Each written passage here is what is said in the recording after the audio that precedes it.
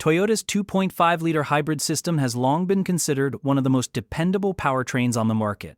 It sits at the heart of some of Toyota's biggest success stories, including the Camry Hybrid, RAV4 Hybrid, Highlander Hybrid, Venza, Crown, and several Lexus models. For years, owners placed their trust in it because Toyota hybrids built a reputation for durability that very few manufacturers could rival. But beneath that reputation, Toyota has quietly acknowledged something that many drivers and technicians have been noticing for some time. The 2.5-liter hybrid system has a real-world vulnerability that appears under certain driving conditions. It isn't catastrophic, and it doesn't suddenly make Toyota hybrids unreliable. However, it does show that the system isn't as bulletproof as its image suggests. The good news is that Toyota already has a solution.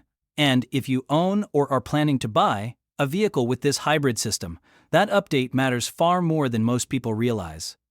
This isn't about exaggeration or fear. It's about understanding what Toyota discovered, why it matters, and how updated hardware and software can reshape long-term ownership.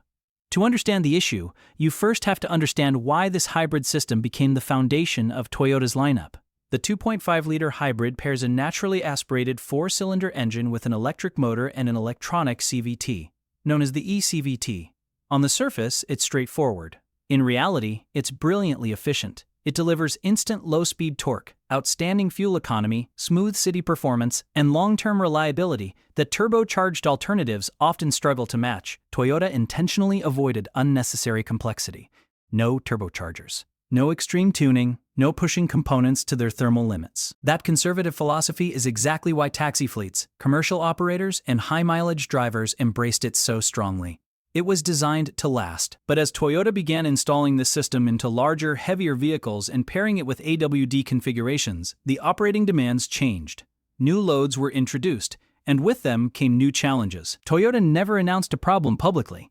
They rarely do. But service bulletins, updated components, revised software calibrations, and quiet engineering changes all point to the same conclusion. The weakness centers on thermal control and how the system handles sustained electrical load, especially in models equipped with electric all-wheel drive, or AWDI. According to industry technicians and Toyota-certified hybrid specialists, the concern comes down to three closely linked areas. First, excessive heat buildup in the rear motor cable and its connector. Second, increased stress on the inverter during prolonged high-load operation. Third, control software that didn't react quickly or aggressively enough to rising temperatures and electrical demand. Under normal daily driving, most owners would never notice any of this. That's why the system maintained its reputation for so long. The problems tend to appear only in demanding scenarios: long highway runs, mountain driving, hot environments, light towing, or aggressive acceleration while AWDI is active. In those moments, the hybrid system is pushed harder than it was originally designed to be. AWDI is also one of the most misunderstood parts of Toyota's hybrid lineup. Unlike traditional all-wheel drive systems, it doesn't use a drive shaft. Instead, a completely separate electric motor powers the rear axle. It's an elegant and lightweight solution that improves efficiency and traction, but it also adds a new electrical circuit that must handle high current under real-world stress. Hybrid engineers point out that the rear motor itself is rarely the problem. The real vulnerability lies in how power reaches it. The high-voltage cable and connector assembly are exposed to moisture, road salt, temperature swings, and continuous electrical load. Over time, electrical resistance naturally increases. More resistance means more heat. More heat means faster wear. Eventually, Toyota gathered enough data from the field to realize that this part of the system needed reinforcement. Before Toyota ever made changes, owners and technicians were already connecting the dots.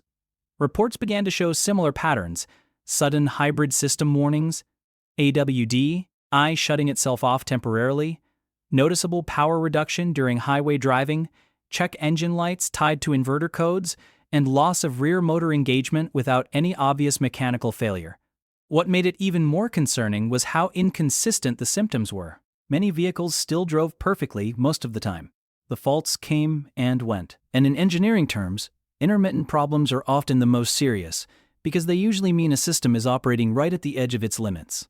What made this frustrating is that many vehicles still drove fine most of the time. The issues were intermittent, making them hard to diagnose and easy to dismiss. From an engineering standpoint, intermittent faults are often the most concerning because they point to systems operating near their limits. Toyota's response wasn't a press conference. It was more subtle and more telling. They released updated rear motor cables and connectors. revised inverter control software, improved sealing and insulation, and adjusted thermal load management strategies. In some markets, Toyota issued service campaigns. In others, the upgrades appeared as revised part numbers or running production changes. This is Toyota's standard playbook. When they change hardware and software across production without fanfare, it's usually because they've identified a legitimate long-term concern. Long-term hybrid specialists agree on one thing: heat is the enemy of electrical systems. A senior hybrid technician with over 15 years of Toyota experience explained it simply. The original system wasn't bad. It was just operating too close to its comfort zone. The update gives it breathing room. That breathing room is the key. The original setup could survive typical use. The updated setup is designed to survive worst-case use year after year. Some owners assume this is just a software issue. It's not. Software can limit power, change engagement timing, and reduce stress, but it can't change physics. The upgraded components use improved insulation materials, better connector geometry, enhanced corrosion resistance, and lower electrical resistance under load. When combined with updated software logic, the system now detects heat buildup earlier, distributes load more intelligently, and reduces thermal spikes during sustained driving. This is a holistic fix, not a band-aid. While Toyota hasn't publicly ranked affected models, real-world data suggests the issue is more common in RAV4 Hybrid AWD, Highlander Hybrid AWD, Venza, Crown, Lexus NX, and RX hybrids using similar architecture. Front-wheel drive hybrids see fewer issues simply because they lack the rear motor and associated cabling. This is not a recall-level disaster. Most 2.5-liter hybrids will never fail. Toyota's reputation for reliability still stands. Even critics admit the failure rate is low compared to competitors. But low failure rate doesn't mean no problem. Toyota's own actions confirm that the original design wasn't optimal for long-term durability in all conditions. Toyota rarely uses dramatic language, especially with hybrids. Publicly admitting a problem risks undermining one of their strongest brand pillars. Instead, Toyota relies on continuous improvement, silent updates, dealer-level fixes, and production changes without announcements. From an engineering culture standpoint, this isn't deception. It's how Toyota operates. Hybrids are getting heavier and more powerful. This issue isn't unique to Toyota. As hybrids gain power, add AWD, move into larger vehicles, and handle towing and highway loads, electrical systems face stresses they weren't originally designed for decades ago. Toyota is ahead of many rivals because they noticed the issue early and fixed it before failure rates exploded. Absolutely, but with one condition. Hybrid engineers and longtime technicians agree the updated system is significantly more robust. Newer production vehicles benefit the most. Updated older models are safer long-term bets. In other words, this isn't a reason to avoid Toyota hybrids. It's a reason to get the right version. Toyota admitting the 2.5 hybrid problem doesn't mean the system is bad. It means Toyota recognized a real-world limitation and corrected it.